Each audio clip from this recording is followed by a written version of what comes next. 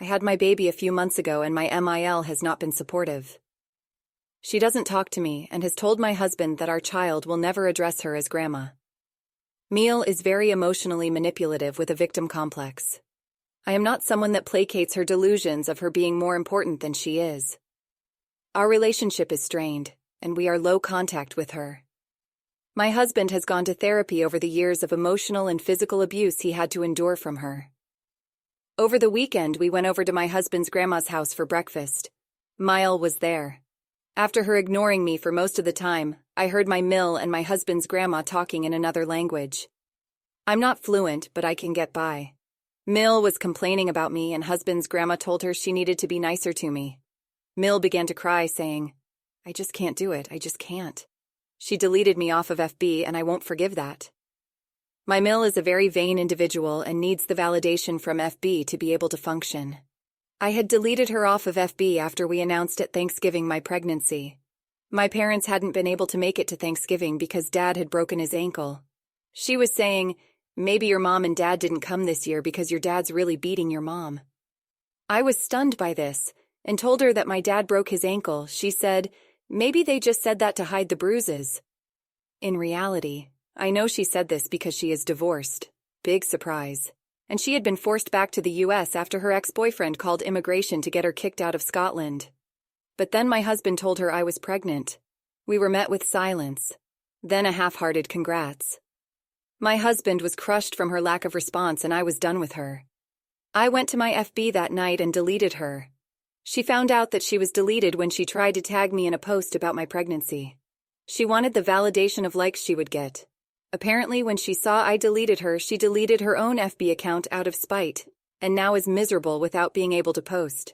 She doesn't like IG or Snap, and FB was the only place she could get validation.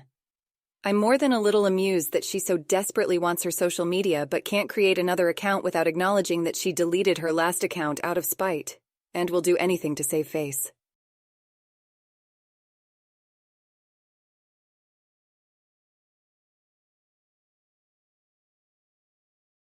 This story was from several years ago when I was working in customer success for a tech startup.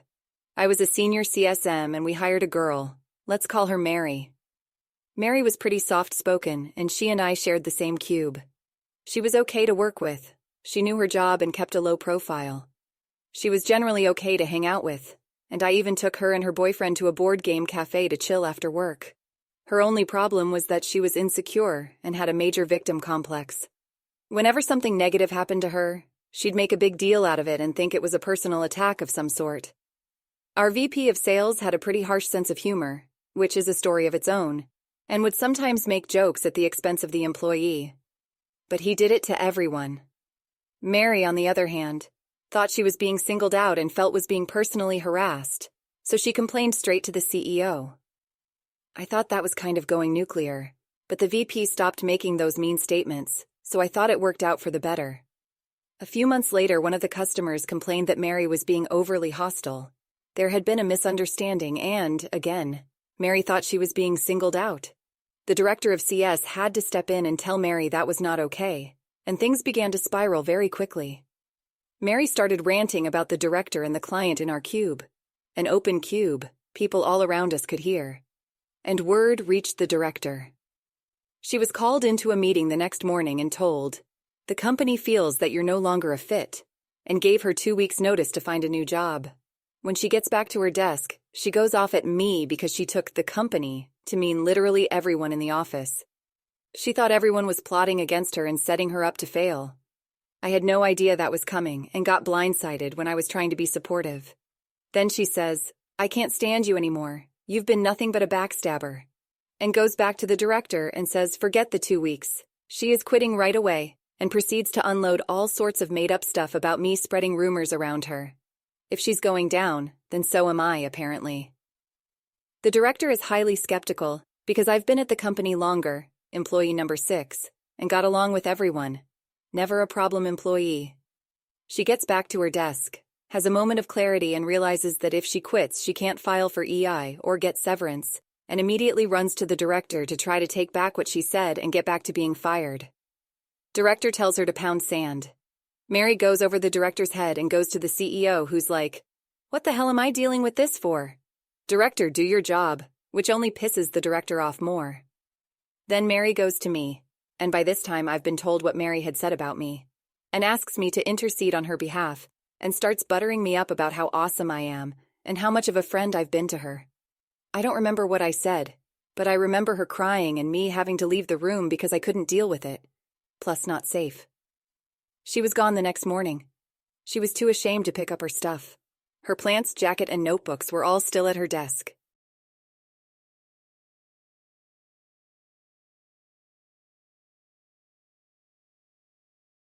To set the story, I have epilepsy that is controlled as long as I take my medication.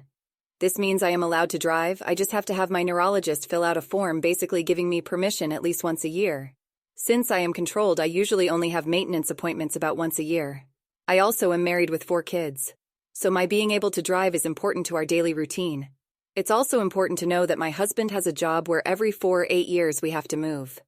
This takes place about 1 or 2 years ago with our most recent move. When we move, one of the first things I do is find doctors and schedule appointments for everyone.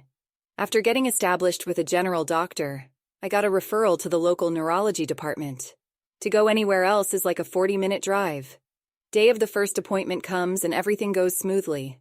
No red flags. I have been in the medical rodeo here in the US for as long as I can remember, so I can usually sense a bad doctor quickly. The hospital doesn't have the best reputation, so I was cautiously optimistic. After that appointment, I was hopeful. Big mistake. A couple months later, I get the yearly letter from the state in the mail, requesting a new driving form be filled out by my neurologist. I call my neurologist and find out their procedure. They tell me I can drop it off and they will send it in. My husband offers to take it on his way to work because it's just down the road from work and he knows I hate their parking lot. He drops it off and we assume all is good. They usually give you about 6 months to get this form in. So about 6 months later, I receive a letter from the state saying the form was never received and my license is suspended. Obviously, I'm wondering what the hell happened.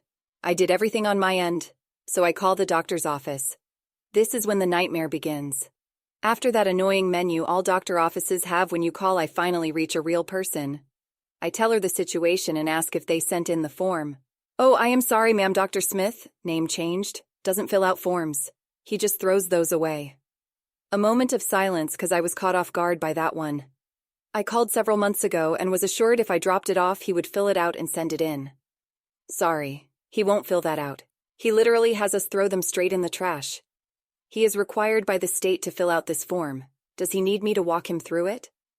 At this point, I was angry, and my husband, who was listening, offered to take over. He knew I was about to go off and thought if he kept calm it could be worked out.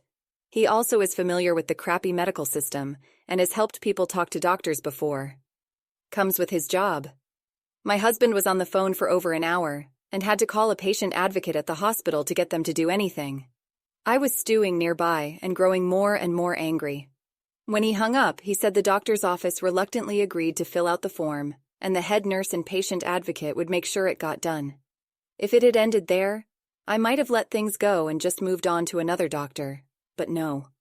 They filled out the form wrong at least 3 times. These forms are super easy and take doctors maybe 30 seconds to fill out for me. I have watched them fill it out. He basically kept checking a box that implied he didn't treat me for epilepsy and my general doctor had to do it. Meaning this lazy ass was trying to get someone else to do it. The flaw in that, though, is I grew up dealing with this crap, and I was by now very educated on how this was supposed to go. So I call them again. I decided to unleash my anger.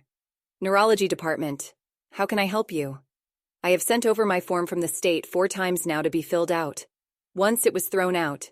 3 times it was filled out wrong. I need Dr. Smith to fill out this form today. Your general doctor is supposed to do it. My general doctor does not treat my epilepsy, Dr. Smith does. Are you stupid?